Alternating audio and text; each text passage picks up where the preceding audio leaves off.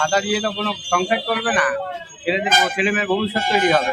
চাকরি দরকার, তার পরিবার আছে, এ আছে, নিজের লাইফ আছে, ওই 1500 টাকা ভাতা দিয়ে চলবে। 2026 নির্বাচন আসছে, 2 তারিখ ভোটের দিনক্ষণ ঘোষণা হওয়ার কথা আছে। এপ্রিলে ভোট। বেকার ভাতা হিসাবে মুখ্যমন্ত্রী 1,000 টাকা ঘোষণা করলেন। এই ভোটের সময় 2026 ভোট আসছে, এইটা নিয়ে কি বলবেন? প্রথমত আমি মাননীয় মুখ্যমন্ত্রীকে জানাতে চাই যে এই যে ভাতা, এই ভাতার বিরুদ্ধে আছে। কারণ 1500 টাকা ভাতা একটা পরিবারও চলে না, একটা ছেলের লাইফও চলে না। আর নতুন জীবনে যারা চাকরি দরকার, তার পরিবার আছে, এ আছে, নিজের লাইফ আছে, ওই 1500 টাকা ভাতা দিয়ে চলবে।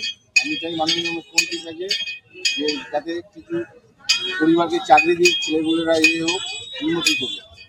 আর আগামী দিনে যে বলছেন গভর্নমেন্ট আসবে, আমি যদি নতুন গভর্নমেন্ট আসবে আমার মনে হয় ভালো, তাহলে কিছুটা ছিল সেন্ট্রাল আর রাজ্য যদি এক থেকে, তাহলে কিছুটা হলেও উন্নতি হতে পারে আশা করি।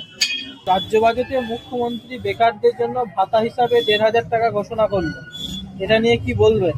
ওটা নিয়ে আমি বলতে চাই যে সরকারি চাকরি না দিয়ে উনি যদি 1,500 টাকা করে দেয়, তাহলে কি আর ছেলে মেয়েদের দিয়ে ভবিষ্যৎ তৈরি হবে? উনি ওটা দিয়ে চাকরি দিতে পারতেন কাউকে, সেটা ভালো হতো।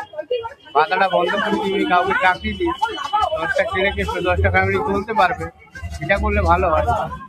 কিন্তু ওই ভাতা দিয়ে তো কোনো সংসার করবে না, ছেলে মেয়ের ভবিষ্যৎ তৈরি হবে, তাই না?